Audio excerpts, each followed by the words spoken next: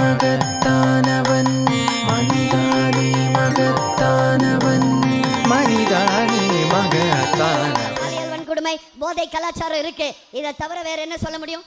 வேற ஒன்றும் சொல்ல முடியாது இந்த ஆட்சியின் மேல. நண்பர்கள் அனைவருக்கும் வணக்கம். பதிவுக்கு போகிறதுக்கு முன்னாடி இது வரைக்கும் நம்ம சேனல் சப்ஸ்கிரைப் பண்ணலைன்னா சப்ஸ்கிரைப் பண்ணி சப்போர்ட் பண்ணுங்கள்.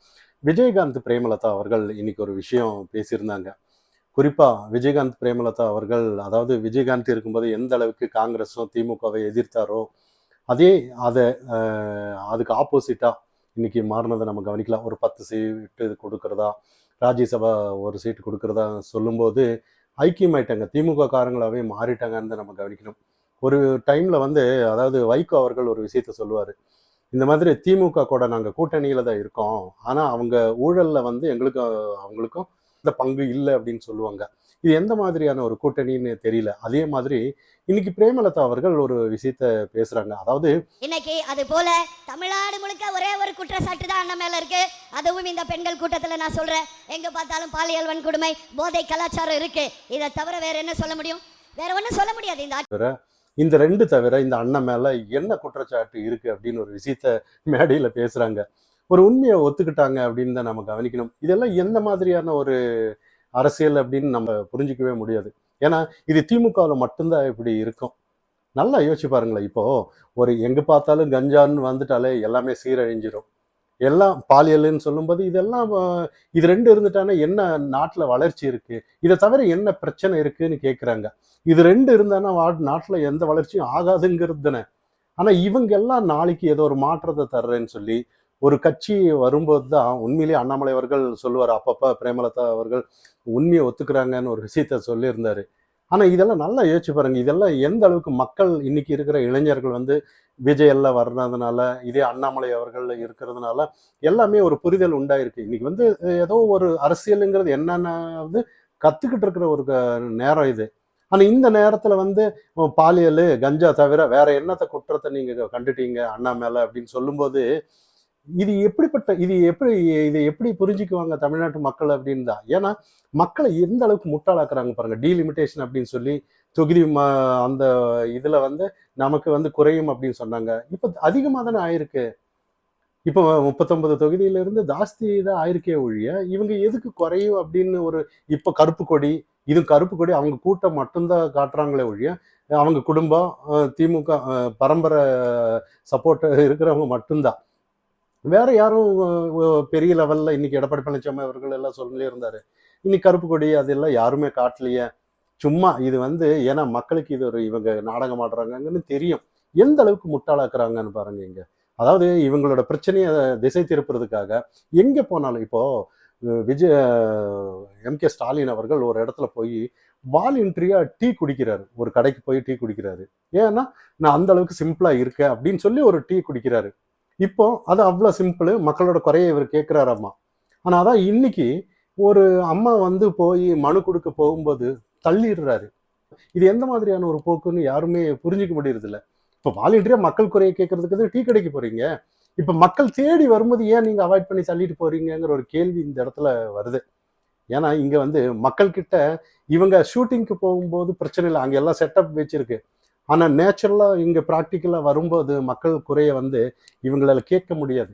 ஏன்னா இவங்க ஏதாவது ஒரு நிறைவேற்றி ஏதாவது மக்களுக்கு ஒரு மாற்றத்தை கொடுத்துருந்தா தானே. எல்லாம் ஏமாத்து வேலை தானே. அன்னிலிருந்து இன்னைக்கு வரைக்கும் ஏமாத்து வேலை தான். கருப்பு கொடிக்கும் போது என்னைக்குமே நான் ஒரு வீடியோவில் பேசிட்டு இருப்பேன். ஜீரணிக்கவே முடியாத ஒரு விஷயம். கொரோனா காலத்துல கருப்பு கொடி ஏந்தி நின்னாங்க, மதுக்கடையை மூடணும் அப்படின்னு சொல்லி. இது வரைக்கும் இப்ப ஆட்சியில இருக்காங்க, எதுவுமே பண்ண மாட்டாங்க. எந்த அளவுக்கு பாருங்க மக்களை முட்டாளாக்குறாங்கன்னு. இன்னொரு விஷயம், கூப்பன் கொடுக்குறாங்களாமா, 8000 கூப்பன் எல்லாருக்குமே தானே கொடுக்கணும். அதுவும் என்ன திமுக ஓட்டு போடுறவங்களுக்கு மட்டும் கொடுக்குறங்கிற ஒரு விஷயம். இன்னைக்கு திருச்சியில ஒரு தலித் பெண்ணு கூப்பன் கொடுக்கறதுக்காக அவங்கள அவமானப்படுத்தி ஒருத்தர் தற்கொலை பண்ணியிருக்காங்க, ஒரு பெண்மணி. ஆனா இங்க அதெல்லாம் யாருமே இங்க பேச மாட்டாங்க. ஒரு திராணி இல்லைன்னு நம்ம சொல்லணும் ஊடகத்துல. இன்னைக்கு வெறும் ஒண்ணு இல்லாத டீலிமிட்டேஷனை அந்த அளவுக்கு பேசிட்டு இருக்காங்களே ஒழியா இந்த மாதிரி விஷயத்தை ஏன் பேசுறது இல்லை ஊடகம்?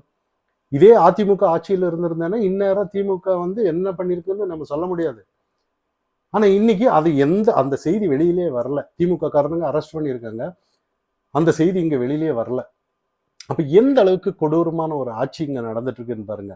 அப்ப இந்த லட்சணத்துல வந்து தேமுதிக அவங்க எல்லாம் ஒரு 10 சீட்டு கொடுத்துட்டாருன்னா இந்த அளவுக்கு முட்டு கொடுக்க முடியலன்னு தான் நம்ம கவனிக்கணும். தேமுதிக வந்து இன்னைக்கு வந்து முட்டு கொடுக்க முடியல. வெளியில போனா கேட்பாங்க. ஏன்னா இவங்க திமுகவுக்கு சேர்றதுக்கு முன்னாடி கிளின்னு கிழிச்சிட்டு இருந்தாங்க திமுகவை. ஆனா இன்னைக்கு என்ன பண்றாங்க? இன்னைக்கு திமுகவுக்கு என்னத்தை முட்டு கொடுக்க முடியும்? மக்கள் போற இடத்துல கேட்கறாங்க. அப்ப கேட்கும்போது இந்த மாதிரி என்ன பண்ணியிருக்காங்கன்னு கேட்டேன்னா இதேதான். 2 விஷயம் தான் இருக்கு. பாலியல் இருக்கு, அங்கங்க கஞ்சா, இதுதான். இதை தவிர வேற என்ன இருக்கு? அண்ணன் மேல குற்றம் சொல்லுங்க பார்க்கலாம். மக்கள் சிரிப்பாங்களா இல்லையா? அப்போ இதெல்லாம் வந்து மக்கள் இன்னைக்கு கவனிச்சுட்டு இருக்காங்க. இன்னொரு விஷயம், அண்ணாமலை அவர்கள் தீவிரமா பிரச்சாரம் போயிட்டு இருக்கிறாரு. நிறைய இடத்துல வந்து அண்ணாமலை அவர்கள் உண்மையை வந்து வெளிக்கொண்டுட்டு வந்திருக்கிறாரு. டெய்லி ஒரு ப்ரெஸ் மீட்டிங்கு.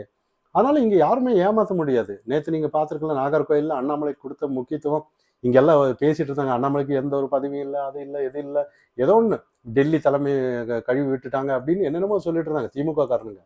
நேற்று ரோட் ஷோ போகும்போது அண்ணாமலை இல்லாமல் ரோட் ஷோவே இல்லை. அங்கே எடப்பாடி பழனிசாமி முதலமைச்சராக இருக்கலாம், ஆனால் அண்ணாமலை தான் அந்த இடத்துல ஹீரோன்னு நம்ம பார்க்கணும். நயினார் நாகேந்திரன் எல்லாம் இருந்தாலும் கூட இன்னைக்கு வந்து தமிழகத்தோட தாமரையோட முகமாக இருக்கிறது இன்னைக்கு அண்ணாமலை தான். அண்ணாமலை இல்லைன்னா இங்கே எந்த கட்சியும் வளராது, அதாவது பாஜக வளராதுங்கிறது டெல்லி தலைமைக்கு தெரியும். ஏன்னா நிறைய இடத்துல வந்து இன்னைக்கு முக்கியத்துவம் வந்து கொஞ்சம் கம்மி. இங்கே தமிழகத்துக்கு வந்து டெல்லி தலைமை முக்கியத்துவம் கொடுக்கறது கம்மி தான். ஏன்னா அவங்க வந்து வெஸ்ட் பெங்கால் இதெல்லாம் கான்சன்ட்ரேட் பண்ணிட்டு இருக்காங்க, கேரளா அதெல்லாம். தமிழகெல்லாம் அவங்க நினைச்சிருந்தானே இதுக்கு முன்னாடி ஏதாவது ஒன்று பண்ணியிருந்திருக்கலாம். ஏன்னா நேற்று உண்மையிலேயே எடப்பாடி நம்ம முதலமைச்சர் அவர்கள் இதுக்கு முன்னாடி செந்தில் பாலாஜி கைதி ஆகும்போது தான் ஒரு வீடியோ எடுத்து விட்டுருந்தாரு. மிரட்டி பார்க்காதீர்கள், சீண்டி பார்க்காதீர்கள் அப்படின்ற மாதிரி. இப்போ இந்த வீடியோ இந்தியாவே திருப்பி பார்க்குற அளவுக்கு பண்ணிடுவோம் நாங்கள் போராட்டம் அது இதுன்னு மிரட்டி இந்த டீலிமிட்டேஷனுக்காக எதுவுமே அதெல்லாம் இன்னைக்கு வந்து எல்லாம் சிரிப்பு வர்ற மாதிரி தான் பண்ணிட்டாங்க. யாருமே திமுக மதிக்கல, அவங்களோட கருப்பு கொடிக்கு யாருமே ஆதரவு கொடுக்கலன்னு தெரிஞ்ச விஷயம்தான். ஆனால் இன்னைக்கு வந்து நிறைய திமுகவில் சார்ந்த அண்ணாமலை அவர்கள் ஒரு விஷயத்த சொல்லியிருந்தாரு. கனிமொழி அவர்கள், ராசா அவர்கள், செந்தில் பாலாஜி அவர்கள் இவங்க எல்லாம் வெறும் இப்போ ஜாமீன்ல வெளியில இருக்காங்க. அவங்க இன்னும் அவங்க மேல இருக்கிற நடவடிக்கை எல்லாம் இன்னும் விடுபடலை. அந்த பயத்தை காட்டினாரு. ஏன் உங்க சிபிஐ வழக்கு உங்க மேலேயே இருக்கு, முதலமைச்சர் மேலேயே இருக்குன்னு நிறைய விஷயத்த சொல்லியிருந்தாரு. அப்ப இந்த இடத்துல வந்து ஏதோ ஒரு விஷயம் நடக்க போகுதா அப்படிங்கிற ஒரு கேள்விதான் இங்க. யாரோ ஒருத்தர் வந்து கைதாவாரு அப்படின்ற மாதிரி. சரி, இப்ப கைது இல்லை, ஏதோ ஒன்று விட்டுறலாம். இதே அதிமுக ஆட்சிக்கு வருவாங்கன்னு வச்சுக்கீங்களேன். ஆனா இது வரைக்கும் இல்லை.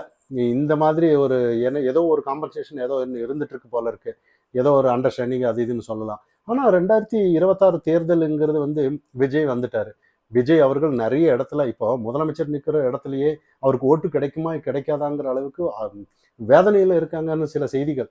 திமுக காரங்க எந்த இடத்துக்கு போய் பிரச்சாரம் பண்ணாலும் அந்த இடத்துல ஒரு மதிப்பு இல்லை, எதுவுமே இல்லைங்கிறத இன்னைக்கு மக்கள் மத்தியில பேசிட்டு இருக்காங்க. அப்ப இந்த மாதிரி இருக்கும்போது திமுக தோற்கும் அப்படின்னு சொல்லி எல்லா இடத்துல பேசும்போது திமுக எப்படி ஜெயிக்கும்? அப்ப இவங்களுக்கு வந்து இது எல்லாத்தையும் திசை திருப்ப இவங்க வரவே மாட்டாங்க. ஆனா ஏதோ ஒரு விதத்துல நாங்க கெத்து, நாங்க பெரிய ஆளுங்கன்னு காட்டுறதுக்காக தான். இது அந்த காலம்னு நினைச்சிருக்காங்க. அண்ணாமலை அவர்கள் சொல்றாரு, அந்த காலத்துல ஏதோ ஒருத்தர் வந்து உங்களுக்காக போராடி தீ குளிப்பாங்க, நீங்க வருஷத்துல ஒரு நாள் மாலை போட்டு வந்துடுறீங்க. அப்ப இப்பெல்லாம் அந்த மாதிரி எல்லாம் முடியாது. நீங்க என்ன பண்ணாலும் சரி, அந்த மாதிரி இப்ப நடக்கவே நடக்காது. அண்ணாமலை அவர்கள் யதார்த்தமா சொன்னாரு. ஆனா இன்னொரு விஷயம், இது குறிப்பா இவர் வீடியோ விட்டதுக்கும் அண்ணாமலை அவர்கள் இந்த மாதிரி சொல்றதுக்கும் ஏதோ அண்ணாமலை அவர்கள் சும்மா பேச மாட்டாருங்கிறத நம்மளோட புரிதல். இப்போ தேர்தலுக்கு முன்னாடி நடக்குமா இல்ல தேர்தலுக்கு அப்புறம் நடக்குமான்னு நம்ம பொறுத்திருந்து பார்ப்போம். மனிதானி மகத்தானவன், மனிதானி மகத்தானவன், மனிதானி மகத்தானவன்.